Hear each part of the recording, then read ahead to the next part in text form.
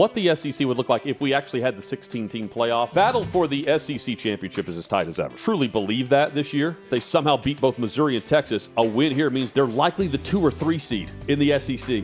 That is crazy. There's an argument to be made, Absolutely. especially 1 through 10, that any of those teams could be the best in the SEC. If the goal was to recreate the NFL with parity, they've done a good job of doing that. I hope this happens. I really do. Jed, the battle for the SEC championship is as tight as ever. I think we can say this any year, but I truly believe that this year, just top to bottom with the conference.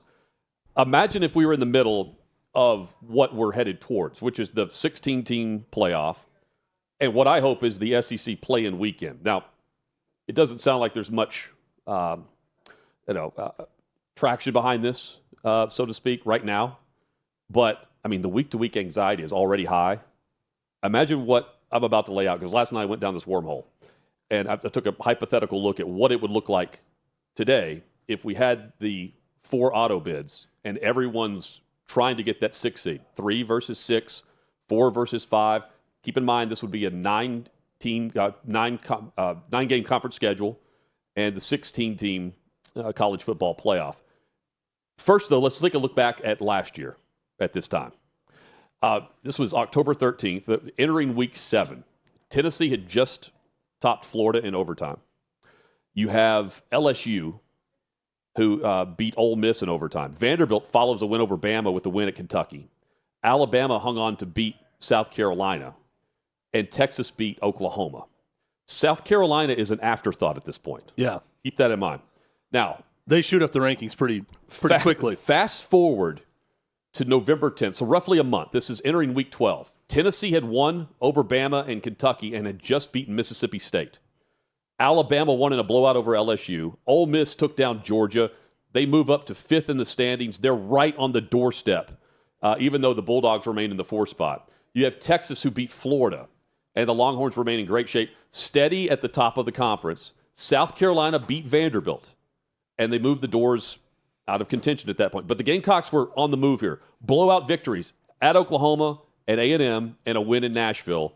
And A&M picked up a win over Mississippi State, but they're spiraling at this point. That's what it looked like going into week 12. And then here we are and how it ended up. Of course, we didn't play this head-to-head, so the top 4 finishers were as you see it here. Asterisk next to Alabama because they didn't get in the college football playoff. They would have been the auto bid. They would have been 4. Of course, they would have faced LSU, and Tennessee would have faced Ole Miss. South Carolina, Missouri would be stating their case for one of the other 16 spots. So, the 16-team playoff, one of the other playoff spots. But just a reminder that LSU would have played Vanderbilt and Georgia would have played Arkansas back in week 7 of last year.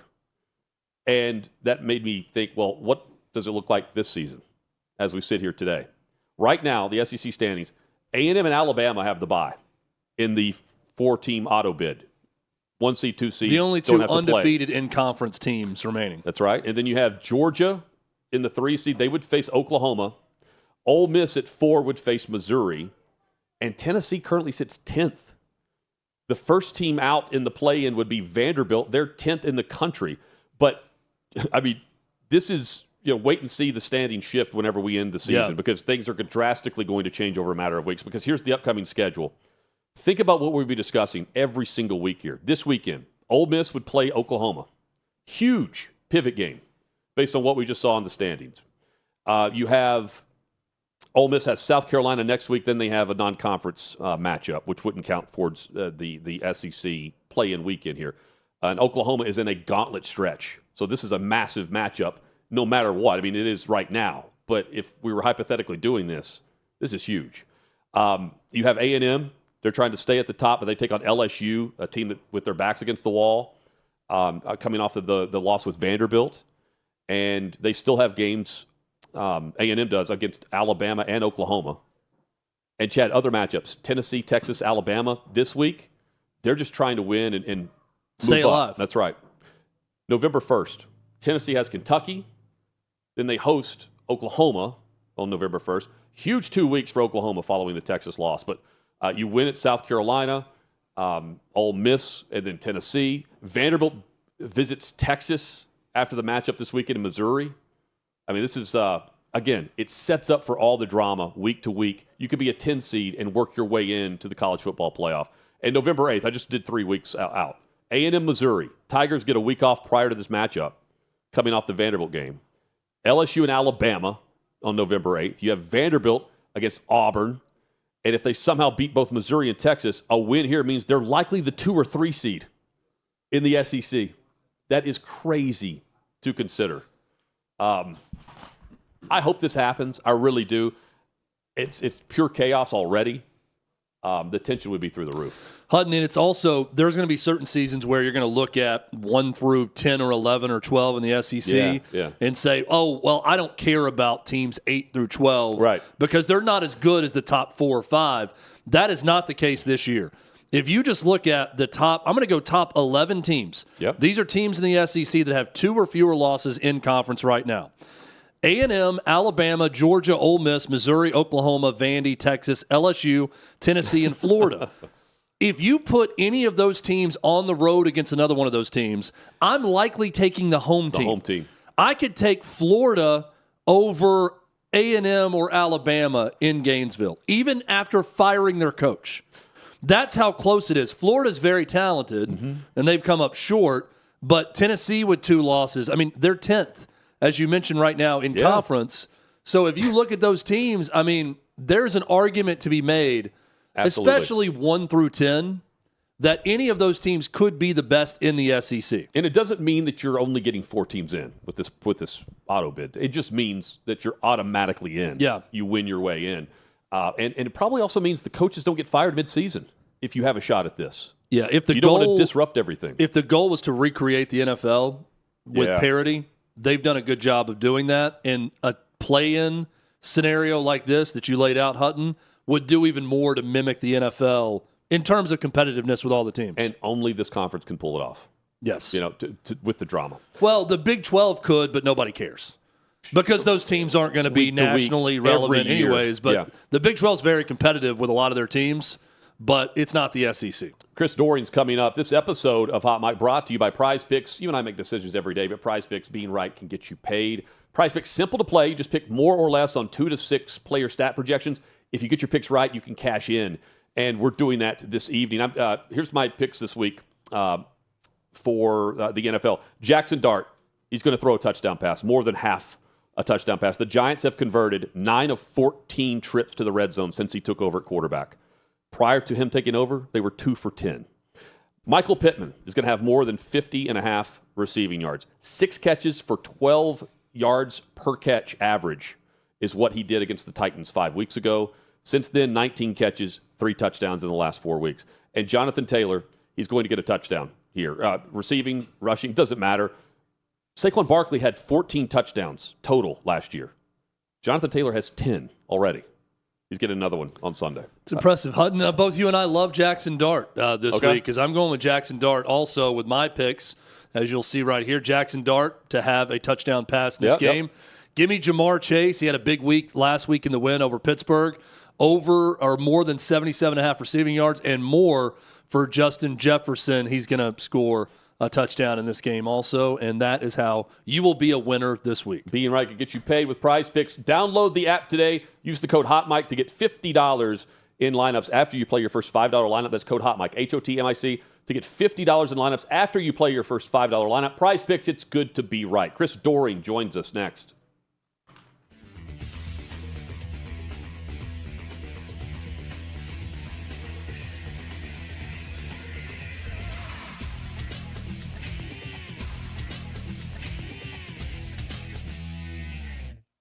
Football's finally back, so's the hard-hitting gridiron action on Prize Picks. Download Prize Picks and use code OutKick and get $50 instantly in lineups when you play $5.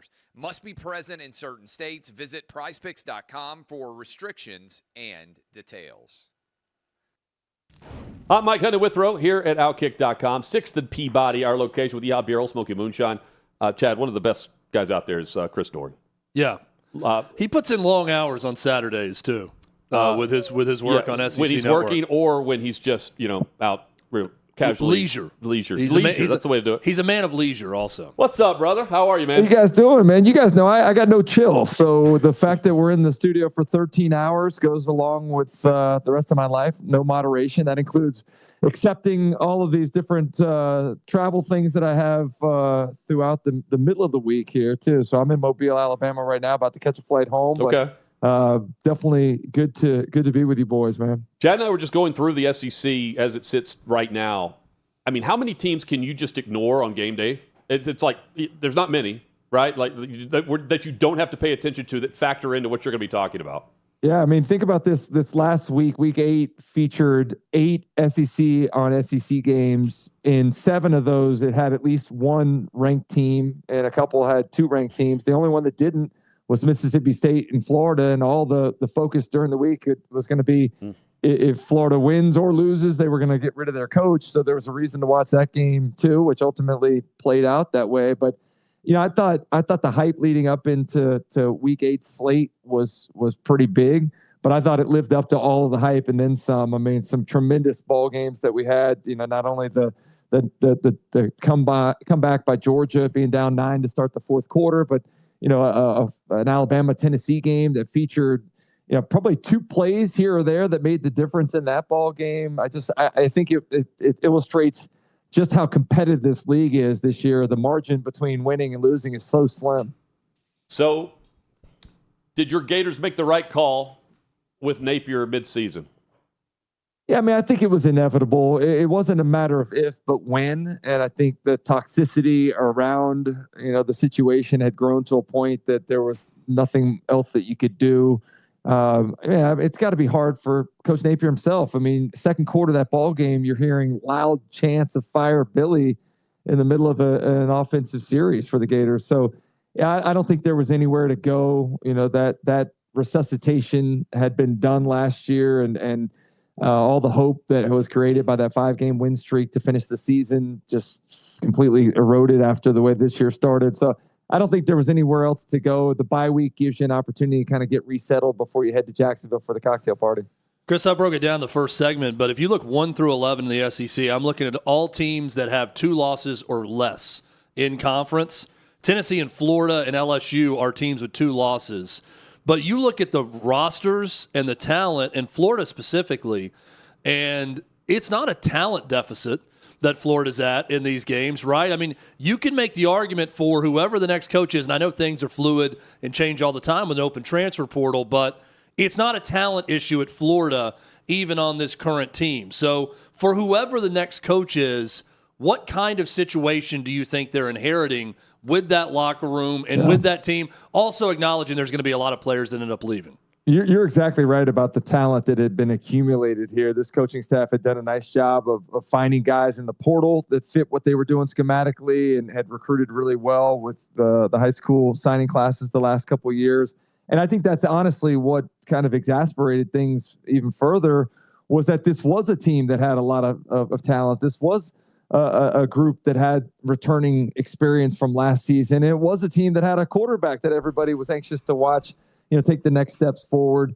At the end of the day, what caused this parting of the ways between, the university and Billy Napier was the failure of the offense. This was a championship defense, in my opinion. You'd seen moments of the offense showing what they were capable of at times. That 80-yard drive against Miami, where you're like, where'd this come from? Or the way they moved the ball through 3 quarters against Texas and that upset of the Longhorns. But yet, at the end of the day, it was Billy Napier and his unwillingness to give up the play calling duties, despite that having been a topic of conversation between he and Scott Strickland last year. What got him the endorsement from the athletic director to stay on. I understand him wanting to have confidence in himself, but when you're still having the same errors over and over again, the 12 men on the field, which you had on a 2-point try against Mississippi State, the procedure penalties, the game mismanagement in the fourth quarter, those things occurred over and over again. And so at the end of the day, it was the inability of the offense to have success and the unwillingness of Napier to turn that job over. But to your question, long answer, there's a ton of talent here. The question is going to be, can you get a coach in that's going to inspire these guys enough to want to stay around and not dip their toe in the transfer portal? You played for Steve Spurrier. from a Florida alum, Florida fan perspective, is it important that the next hire be someone with a personality, with an attitude, with an arrogance to bring back some of that aspect of the Florida Gator football program? I think it's interesting because I hear it over and over again. X guy is the most like Spurrier out there. It's tough when that's the measuring stick, because Coach Spurrier, not only coached here and kind of took the program to where it is, but he's a Gator for life, a guy that won a Heisman Trophy here. There's not many people that fit that mold necessarily. So I do think it's tough shoes to try to fill, but I do think they're also at every school, not just Florida, there's a style of play that is aesthetically pleasing to the fan base. Looking back at Nebraska, when they moved on to Bill Callahan and it became a West Coast offense, that didn't fit what that style of play was that Nebraska fans were used to watching. It also didn't fit what was, the kind of recruiting that you could do in that area of the country. And so I look at Florida, you have to not only win, but you have to do it with offensive fireworks. You have to do it with, a coach that's willing to keep the foot on the gas and beat teams as badly as you possibly can. And I do think there is the need to have a confidence on the sideline that not only inspires the players, but the fan base as well. I think Gator fans love having that confidence bordering on arrogance to be able to, go out into the college football world and kind of feel that way against all the other teams. You think the next coach is currently coaching in the SEC right now? I do. I do. And in my position, I'm not necessarily, in a spot where I could talk about those things. But I think not only do you have to have a guy that has checks all those boxes I just talked about, I think you can't afford to miss on this hire. The formula of taking the next up-and-comer is not something you have the luxury of doing. You have to find a guy that is a home run. And part of being a home run is being able to win in the SEC. It doesn't, project. I guess Kalen DeBoer is probably the exception to the rule, where you come in from somewhere else with no ties to the SEC or experience in this league and have success. And I guess the long-term success is still yet to be seen. But I do think you have to have a guy that understands what he's getting into and actually relishes being on that big stage that is the head coach of the Florida football team. I know your buddy Shane Matthews had a lot to say about Florida versus Ole Miss as a program. And I don't want to get into specifics of that necessarily, because you throw out the name Lane Kiffin and everyone wants to compare Ole Miss and Florida as a program. But just in general, Chris, if you look at the current state of NIL and everything else in college football, has that changed the discussion around, this program historically has done better versus this program, so it's more even than we think because now everyone is spending money? Or are there still a level of haves and have-nots within the SEC based on history, alumni support, and everything else we talk about? There was a whole litany of things that I saw that were put out in a tweet. And even, Scott Strickland mentioned some of those things in his press conference the other day as it related to the number of living alums in and around from UF versus other schools and this and that. I don't think past success means anything in this current landscape of college football. Like the biggest thing is what's your commitment to winning in football? That includes what you're going to pay a head coach, what you're going to pay the assistant coaches pool. That means, what you're going to spend on recruiting. I think the congressional settlement has evened the playing field a little bit on NIL, where the collectives don't have as much of an impact. I do think the fact that Florida has, the deal with Gatorade and with Jumpman, those are not only iconic brands, but give opportunities for guys like DJ Lagway to make additional NIL money outside of what they're being paid from the school. But I don't think – I've heard people say, well, Florida's won national championships more recently and Ole Miss hadn't done anything. That doesn't mean anything at all. Ole Miss has shown a tremendous commitment from Keith Carter, doing what they needed to do to bring Lane Kiffin in and what the Grove Collective created to get us to this point. So I don't know. I think the biggest thing about Florida and the advantage it has over maybe any other school out there right now is it is the kind of the center stage. Like if you want a guy if a guy wants to be in the brightest lights, I don't know that there's another job out there that's available that is as front and center as what the University of Florida is. I'm interested to see where the money goes here, because what Cignetti just received, Eli Drinkwitz, for instance, at Missouri, we talked earlier this week, Clark Lee may not leave Vanderbilt. He needs to act like he's going to leave Vanderbilt, right? Like he's got to play the game. And Florida's willing to pony up. Penn State's good. There are teams that are going to be paying a lot more than what we probably ever imagined this offseason to keep their coach if they're going to. But isn't it funny, man? Like just a couple years ago, we were going through the COVID stuff, and we found out how thin these athletic departments were operating, and they talked about, well, we need to have more regionality within our athletic conferences. And here, we have the Big Ten with folks flying across the country from East Coast to West Coast, and then we still continue to not only have these huge contracts with coaches, but you have these massive buyouts. I don't know how it ever goes backwards. Like if you want to win, you're going to have to show that commitment. You're going to have to go out and go get a coach that's going to require a massive deal that includes a massive buyout. So I think we're always going to be in this cycle that's going to be impossible to break. One of the things I think is difficult, though, like when you keep having to go back to the same boosters over and over again to ask them for facility money, to ask them for NIL money, to ask them for buyout money, to ask them to commit to another contract for the next coach you're bringing in. I guess that's what happened at Penn State, because when you go all in the way they did on the roster this year and getting Jim Knowles, and the return on that investment wasn't there, it creates a very short fuse for those folks that are ponying up. But I just don't know how this financial model that we're operating under is sustainable for long. Yeah, I mean, Auburn's a good example of this, Chris, what you're talking about. I mean, they got 2 5-star receivers on their roster, and they can't score points.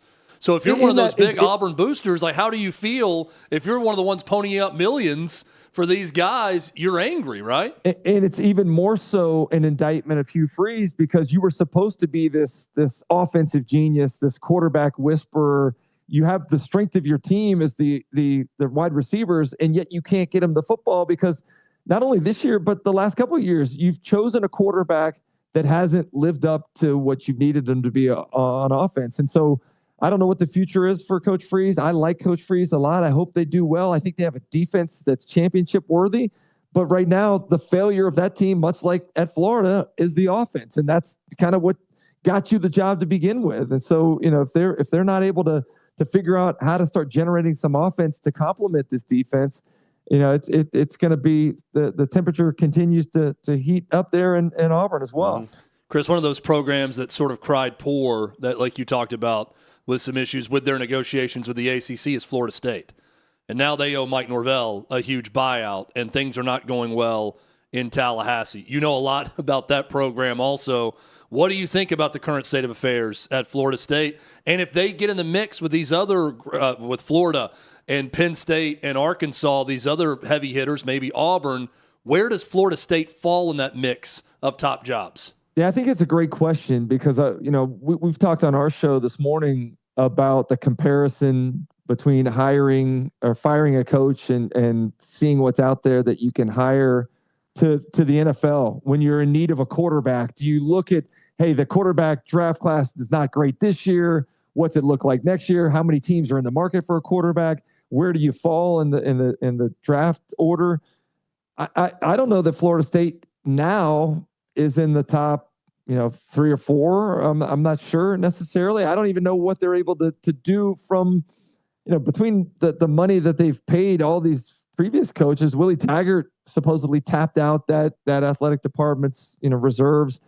It's maybe you have to, in some of these cases, just stick to what you got, because you're not going to get somebody that's definitively going to put you in a better situation. And I know that, unlike the NFL draft, you have a good idea who's going to come out next year in the quarterback draft, but you don't know what other teams are going to be in the market for a coach next year as well. You may be coaching, competing in the same situation with a lot of heavy hitters next year with as much as this has changed in terms of the return on investment that teams are expecting. But I don't know that Florida State is one, that you think of being, as I look at right now, Florida, Penn State out there. Virginia Tech has put themselves in the mix because of their commitment to the $50 million reportedly that they're going to, allocate to football. I don't know that Florida State's, in the top 4 right now. Man, Vanderbilt continues to defy the odds, right? Like, I mean, everybody's thinking this is the week where we see the real Vandy. This is the real Vandy. I mean, in the trenches, dude. Like, when is the last time we've seen Vanderbilt win the battle up front? Whip people up front, too. It's Pavia, but it's also what they've done and it came out of nowhere. I mean, they've done an excellent job there. I'm glad you mentioned that, because I don't think this is a fluke. And I also don't think it's about Diego Pavia. Diego Pavia has been a tremendous catalyst for all of this and is the right trigger man. And you make the argument he could be the most valuable player for what he means to his team. But they've accumulated a lot of talent around him from the skill standpoint. But the offensive and defensive lines are the difference. And it's the same mantra that we talked forever. The SEC is a line of scrimmage league. They are beating people on the lines of scrimmage. I thought they were better on the lines of scrimmage going into the LSU game, and they ended up proving that. This is a veteran group of guys that they largely went out and got. It kind of almost reminds me of like a mid-major basketball team when you get into the college basketball tournament. Like, you have guys that are older, that are grizzled, that are more mature physically and mentally. They've accumulated a group that's really good up front. They run the ball well. They know who they are from an identity standpoint. And the defensive line is incredibly deep. They're disruptive. They penetrate. I can't say enough about this team on and on this year. I think I realized it when I watched the tape against Virginia Tech, just how good they were. And I keep talking about them being one of the most complete teams in this conference. I have them number 3 right now in my power ranking. I got Alabama, Georgia, then Vandy ahead. Yes, I know, ahead of an undefeated Texas A&M team. But I think we're seeing the difference between a lot of these other schools. I said it on our Saturday night show. There's a difference between being a really good team and an accumulation of really good talent. I think LSU is an accumulation of really good talent. I think Clark Lee's done a great job of assembling a group of guys that fit well together. He talks about being connected. This team is as connected as anybody out there. Yeah, well said, man. Hey, always great to catch up with you. Next time, I don't know when you're coming back through Nashville. I don't think the SEC basketball tournament is here, is it? Or is it? I think it is, man. I think it's back, yeah. All right, cool. For sure. I love that event. So hopefully I'll see you before I know then, you'll be though. here for that. Come see us at 6 and Peabody with Old Smokey and Yeehaw. You'll love it. This guy will. Man. If not, we'll find him at one of these places. We'll get him set up. We'll get him set up here. Hey, man. Good to see you, boys. Keep up the great Take work. care. Thanks, Chris. One of the best right there, Chris Doering, SEC Network. Great dude. By the way, well said on Vandy. Man, being a team, being connected, and it's a lot of guys who came in late in the transfer portal from mid-major type schools that are 22, 23, 24 years old that comprise that roster, and they're team guys. And I keep saying Clark Lee's got to play the game. Maybe he doesn't. Yeah, maybe he just takes whatever is coming his way through Vandy, because that's just who he's been and what he's about with the program. But what an excellent job, and just the perfect fit. You find your guy. It's like Florida's trying to find their. I mean, they had that guy in Dan Mullen, I felt like, but Clark Lee's a lifer there. I think a big part of it too for Vandy and Clark Lee, keep Tim Beck and Jerry Kill. That's the other part of this, that even if he stays, others may come after those guys, and they're a big part of that too. You're right. In what they do offensively. Coming up, primary complaint. Straight ahead here on Hot Mic.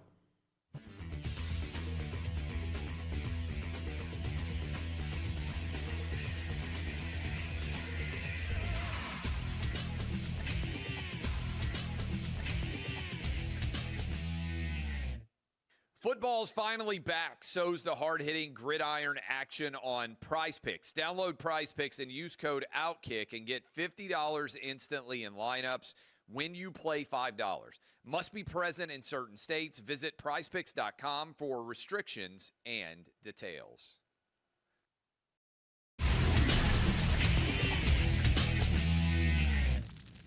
Sixth of the Peabody, our location, Yeehaw Beer, Old Smoky Moonshine's Hot Mic, Cutting Withrow, here at OutKick.com.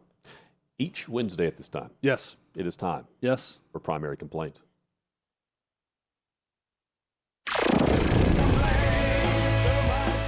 It's time to air our top grievance of the week. You can complain all you want. My job is so unfulfilling. Don't run away from your feelings. It's time for Hot Mic's primary complaint. Guys, my primary complaint this week is the Department of Transportation guy who's directing traffic. He's in charge of traffic flow. And he's waving at people as he's telling people to go by. So he's got like the slow sign and the stop sign in his hand. And then he like holds up his hand. And that's his wave. He just holds up his hand. And so everybody's like, stop and go, stop and go. Everyone thinks that he's telling you to stop. You can't be friendly in this. You got to tell people to go. Go. That's my primary complaint. Hell yeah. And you got to have clear-cut hand signals. I mean, we got to know the universal sign. If you're in charge of traffic and you hold up your hand, what does that mean? Yeah, we're getting people going, and now we're stopping, and we're getting people going, now we're stopping. I'm totally with you. Just been a week at the beach. That is not my primary complaint. I'm a big seafood guy, especially when I'm close to the ocean. Big oyster guy. Love oysters. My primary complaint, though, is when you go to a restaurant that's primarily focused on seafood, and they serve the seafood on a paper plate. I'm not one, to nitpick and say, oh, this isn't safe or whatever. But you're leading me down a path of not believing in your preparation methods when you're serving fine seafood on a paper plate. And this happened one time when I was at the beach.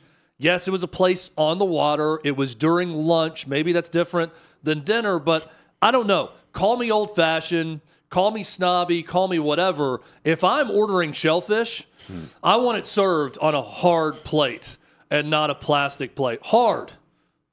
Something that can be washed. Not plastic. Yeah. Let's test the dishwashing capabilities of that restaurant and not just trash everything. That's my primary complaint.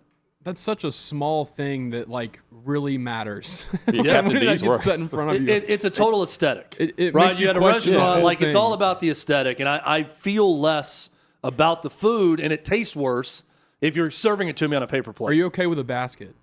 I'm okay with like a basket of fries and hush puppies. Yeah. Like if I order a po' boy, then I'm fine with that as a seafood option in a basket. But if I'm ordering oysters, I want the oysters on a hard plate. I don't want you to give me small it feels like food paper poisoning plates. Yeah, not good. Guys, my primary complaint is of my own doing. It's my wrong team favored picks because out of the 8 that we've made so far, all 8 have either won or been a second half game. 6 of the 8 have either won or been a fourth quarter game where my team has had a lead, and yet I'm in last place. So I need a break, and that's my primary complaint. It's tough. Maybe you'll get one this week. Yeah. Maybe we'll all win this week. What's up, Sean? I guess this week, fellas, Darren McFadden was honored at halftime of the Arkansas game, and he was the first college player that I thought was going to be like a Hall of Famer. Like the first guy I remember watching and being like, wow, that is NFL legacy, NFL legend. My primary complaint, what happened? Yeah. How did this guy, 5 at Arkansas, not be the next Adrian Peterson? It still gets at me. Because I saw it. I know what I saw. And he was an Arkansas legend, all that, but I'm left wanting so much more from him in the pros. Man, it was Mitch Mustaine. He was like, Darren McFadden was like Derrick Henry of his day. Oh, man, he was in 2007 when it was him and Felix Jones at Arkansas. They broke the NCAA record for combined rushing yards in a season. But it was Mitch Mustaine who was there with Malzahn as offensive coordinator. Malzahn, and then the receiver was Williams was his last name. Played here in Nashville for the Titans. I don't know why I can't remember his name. Oh, yes. Davis, maybe? I can't remember his last name. Anyway, I mean, the roster was loaded. And then they had the backfield that was just nuts. That team was ridiculous. I all played remember high school together. So I'm looking at trying to find the roster right now. Marcus Monk? No. He was the basketball player who also played receiver. Remember, he was like 6'7"? Yes. And they would just throw it up to Marcus Monk as a receiver? You're right, Sean. I mean, that was the Darren McFadden day was. That's a great. SEC versus NFL was totally different. That's a great pool. But before Tennessee beat Arkansas this year, Tennessee had not beaten Arkansas since 2007. And I remember that was like an 11 a.m. old school Jefferson Pilot game at Neyland Stadium. And Tennessee was like a touchdown underdog to Darren McFadden and Felix Jones. And Arian Foster went crazy, and Tennessee destroyed them that day in Knoxville. That was the last time. They don't play every year. Right, so right. They had lost like 4 in a row over the years since 2007 until Tennessee won. The punt return gets played all the time. Was that Damian Williams, by the way? Damian Williams. That's it, Damian Williams. Yeah.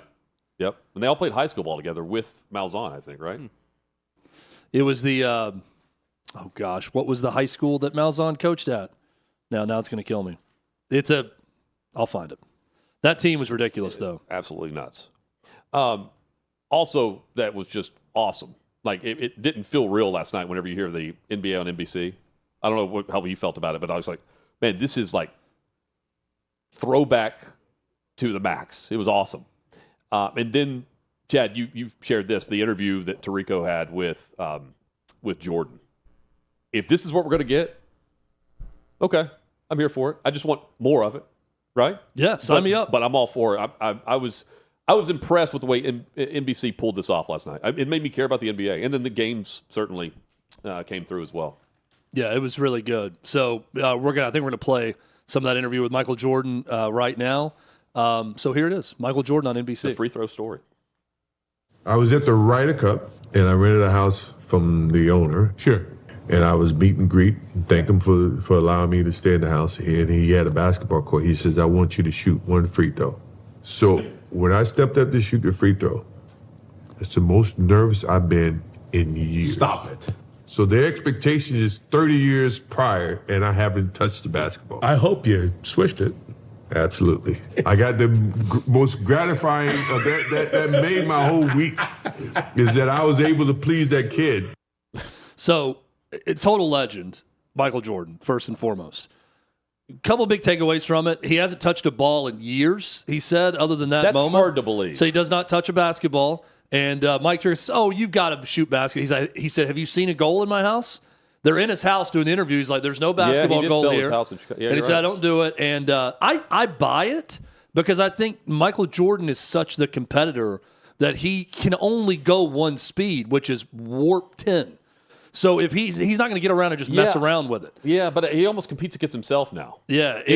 He said also that, I would love to just get in a time machine or be able to drink some magic potion and go back and play one game is what he constantly thinks about. But he's like, I'm not doing that now because I would blow an Achilles and be in a wheelchair if I tried to go play basketball right now. It was a great sit down. Also, Michael Jordan, a legend, that he signs this big deal with NBC. And I guarantee you the first 10 appearances are going to be in 1 hour. Yeah. They're going to piecemeal the 1 hour, 2 hour sit down in his home. Yeah. He got Mike Tirico at NBC to come to his home. He didn't have to go anywhere, travel anywhere. He got dressed up in his house. They're in his living room. And they said next week, Michael Jordan will share his thoughts on load management and current NBA players. So every week there's going to be a different discussion for 3 or 4 minutes.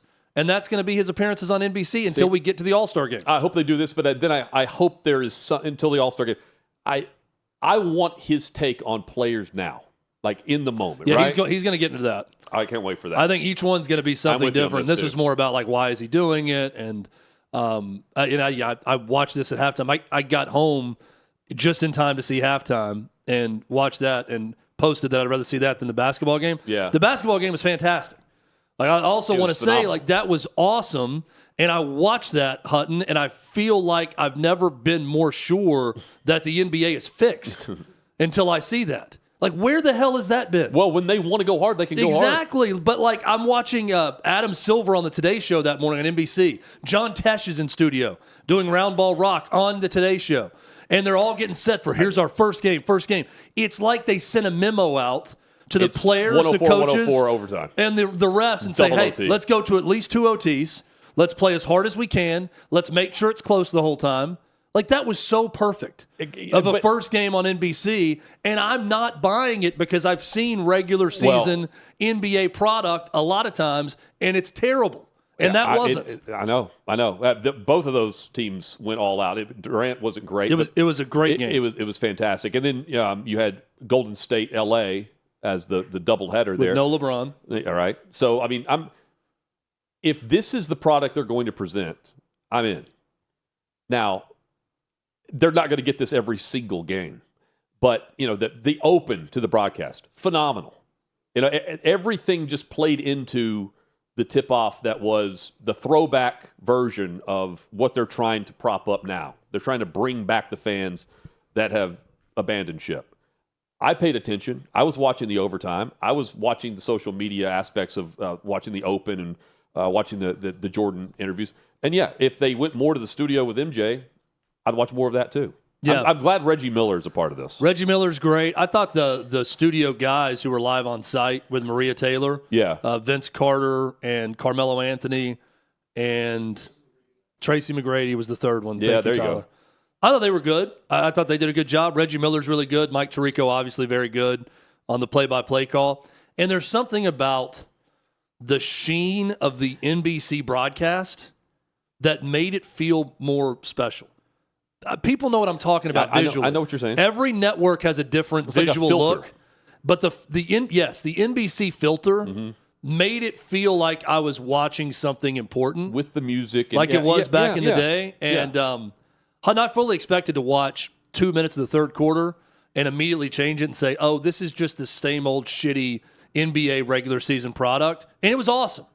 It was NBA action. It was fantastic. And I'm here to tell you that was because it was on NBC. And I feel like everyone was told, hey, guys, it's important that we play hard tonight, all right? It's like they circled everybody up and say, let's not treat it like a normal regular season game. Play this thing like it's Game 7 of the NBA Finals. I think those teams, though, those players know they didn't have to be told. I mean, they're the marquee national game, the first game.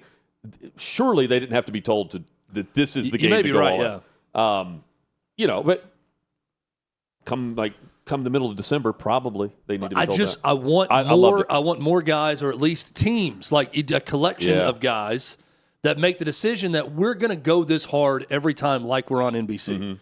You can do that consistently. It takes a lot of effort. It might shave a year off your career if you go that hard in an 82-game regular season. Yeah. But it means so much more to the product and the fans. Michael Jordan said it. I was nervous because I was shooting in front of this guy's grandkid who grew up on stories of me, on the legend of MJ.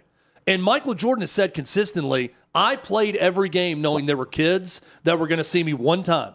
And that was it. And that was my mantra for every game I ever suited up and played. And I'm thinking... Two memes I saw, or two responses on social that I love. Number one was whenever he shot the free throw with his eyes shut in the game. They put that out there. And then the other one was a picture of that with F them kids over the top of it. I couldn't stop thinking, he was at the Ryder Cup, so he's probably somewhere in the Hamptons at a house. Yeah. Like, who was the rich guy that he rented the house from? Right. Like, whose grandkid, who said, hey, I want you to shoot one free throw. Yeah. Just one. It was Billy Joel's grandkid. I'm thinking it was like somebody really famous. He just didn't say who it was. Because he's not just in some schlub's house. No, you're right. And he said he already paid for the house. Yeah. I feel like it was someone really famous. Oh, man. I was in Jay-Z's house in the Hamptons. See, I feel it. I get the sense it was like some old, like Robert Kraft-like person. That's the person I have in my mind. I don't know why. Yeah, just some super rich person. Yeah. But MJ, man, you cannot beat him. It was amazing. Also laugh thinking about, he was always, 100%, going 100% for the kids. I'm like, he did chug 12 beers on a golf course 2 hours before a game, but he also went out and scored 30 that night. He did. So he showed up for the kids. And he took that personally. Yeah, he took it personally. He takes everything personally. That's why he was so great. Well said on that. We are just weeks away from those Patriotic Awards show on television. The Fox Nation Patriot Awards, back better than ever, hosted by our very own Sean Hannity. And there are still tickets left to join us live Thursday, November 6th at 8 p.m. Eastern at the Tillis Center in New York. All you got to do, you go to foxnation.com/Patriot Awards, and once you select your ticket, you'll have the option to add on tickets to all of the fan experiences that are available to you. Live show tapings for Fox and Friends and the Five, cocktail parties, and much more. Had a record-setting show last year, and this year is going to be even bigger with surprise guests, amazing new awards, even a special honor for the life and legacy of our friend Charlie Kirk. You're not going to want to miss it. Get your tickets now at foxnation.com/Patriot Awards, and we hope to see you there. We also hope to see you right back here for Hot Mike, Hutton and Withrow, for the Thursday edition, 11 a.m. Eastern, right here at OutKick.